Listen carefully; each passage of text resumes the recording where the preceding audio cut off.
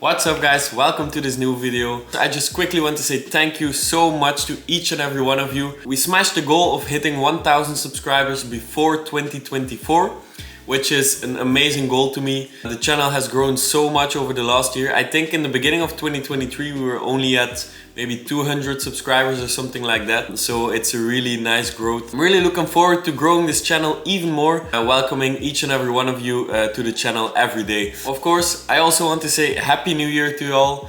It's maybe a bit late when this video comes online, but Happy New Year. I hope you reach a couple of goals you really want to reach this year. I wish you guys the best year ever. I hope you have a good year of sports, and I wish everybody an injury-free year. Without any further ado, of course, I had to do it. 1000 subscribers special, a Q&A. So here we are again. I asked some questions on my Instagram. If you don't follow me yet on Instagram, this is my username. So go ahead and make sure you follow that as well, because I post some things of my YouTube on there too. I asked you guys to send me questions on my Instagram and I picked the best. I had a lot of questions, also a lot of dumb ones, but I picked the best ones and here they are. So the first question is, how does my week look like training wise? Normally I train twice a day or 3 times a day. So every day I do a strength session and a cardio session. That's something that I do no matter what. And then some days I add in a throwing workout, I add in some extra technique, things like that. Of course, I don't sprint every day, so sometimes I do a sprinting workout, sometimes I don't. It depends. But around, I would say 17 workouts a week. On Sunday I mostly do only one recovery run. So that's a bit what my week looks like. Then the second question is, how did I get into playing frisbee? And that's a really nice question, because if you ask it to a lot of ultimate players, everybody has like a completely different story to it. Mine is actually my whole family plays frisbee. So my uncle started a club in Ghent, which I wanted to join as quickly as possible. But the minimum age was 12 years old. So I had to wait a little bit, but I think from the age of maybe 2 or 3, we already were frisbeeing on every holiday in family parties. I think it was just natural for me to start, and I think it was a good choice.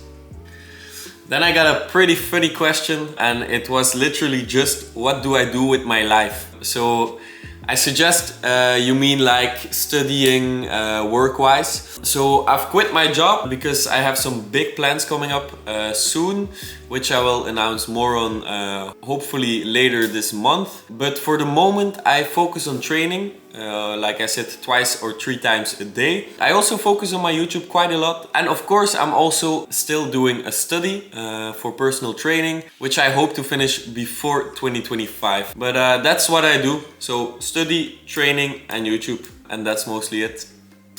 Why the number 33 was also a question that was frequently asked actually. I don't really have an explanation why I chose it, but I think a lot of cool people play with number 33, like Scottie Pippen. It's really one of my idols. And I also just wanted to choose a number that looked cool. I don't want to pick a number because of somebody. I want to pick a number and I want other people to pick that number because of me. That's a bit the idea behind it. Then another question that came back quite often was, how tall am I? So I am 1 meter and 87 centimeters. I don't really know what this is in US measurements. Okay, so that's just below 6'2". My height is not a disadvantage. It's not that I'm like really small, so I don't see problems there. Then another question that I got, and that I normally would not answer, but I think it's really important to spread this knowledge because there is still a lot of misconception around it. I got a question from a guy who's 17 at the moment, and he asked, is it okay for me to start going to the gym already? And I think that's something that a lot of mothers mostly fear a bit about when their son or their daughter wants to go to the gym or wants to work out heavily when they're still young. And the most common thing to stop that is saying, you're gonna stop growing, it's not good for your body. So the guy asked me, is it smart to go to the gym at 17 or should I focus more on the field? Of course, the game of Ultimate is played at a field, so the most of your time you have to spend on a field. But it's not a problem to go to the gym at 17. The thing why I always say going to the gym is the most useful after like 16 or something is because your testosterone levels are not high enough before 16 to make a lot of progress. So you can go to the gym every day, but you won't make as much progress, or you won't make a lot of progress because your testosterone level is not high enough. From 16 on, when you've hit puberty, testosterone levels are going up. It's really not a problem to go to the gym. Just be smart, follow a plan, search a trainer maybe if you want that. And of course it's not a problem to go to the gym at 17. But also focus on the field. That's just the thing I have to say about it. I also got a question, who is currently the best player? It's a bit of a vague question, but I think it's answered with the list of Ulti-World of the top 25 players in Europe. Daan de Marais, of course, my teammate in the Belgium national team. He's the best player at the moment, and I feel like this is correct. Do I agree with the whole list? Not at all. But I think Daan is at this moment the best player in Europe, for sure. But watch out, because I'm coming. Then I also got a really nice question from somebody. They asked, how does it feel to dedicate your life to Ultimate?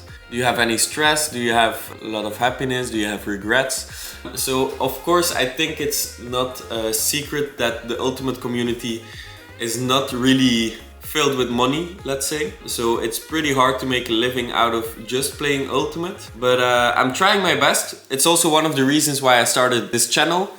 Because I wanted to make good content for you guys, because in my opinion there were not a lot of like Ultimate related channels online.